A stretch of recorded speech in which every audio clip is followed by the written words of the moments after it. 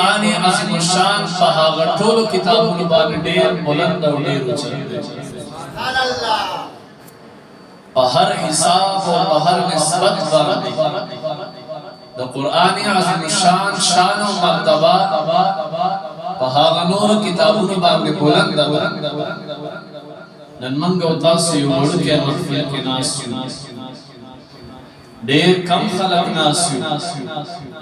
مګر په زړه کې مو دا خبره رانشي چې یا زموږ دا محفل او مجلس وړوکی دی، دا عند الله لکه څنګه چې مولوي صاحب محترم وفرمایل عند الله یو لوی درجه او یو لوی مقام والا محفل او مجلس دی. علماء کرام یو قاعده او قانون بیانوي، کله چې د یو ادنا څیز نسبت د اعلی سره راشي، نسبت سره ادنا اعلی ګرځېږي. اگر که موږ او تاسو لږ خلک ناست یو، لیکن نسبت د قرآن عظیم الشان سره دی. قرآن عظیم الشان اعلی کتاب دی، گویا کہ زمین محفل اعلی درجے والا دی. قرآن عظیم الشان په هغه نورو کتابونو باندې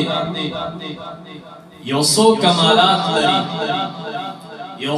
څو خصوصیات لري چې هغه خصوصیات او کمالات هغه نور کتابونو نه لري. اول خصوصیت او کمال د قرآن عظیم الشان هغه خصوصیت چې دا یو معجز کتاب دی،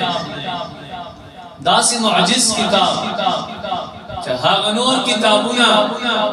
د انبیاء په وخت کې محفوظ کتابونه، لیکن کله به چې نبی دنیا نه لاړو، وخت به تیر شه، څه وخت بعد به هغه کتاب کې خلل راغی، هغې کې به خلکو ګوتې وهلې، هغه به نسخې بدلې شوې، هغه که تورات دی، که زبور دی، که انجیل دی، مگر قرآن عظیم الشان هغه یو مبارک کتاب دی د رسول الله مبارک د زمانې نه والا، حتی تر روز قیامت پورې به دا همدغه شان سالم وي، همدغه شان روغ او رغټ به وي. معجزه محفوظ اعجاز نه ده. اعجاز شیخ عبدالحق محدث دہلوی رحمت اللہ علیہ معنی کئی، اصطلاحی معنی کئی امر خالق للعادت یظہرہ اللہ تعالی علی ید نبی تأییدا لنبوته وما یعجز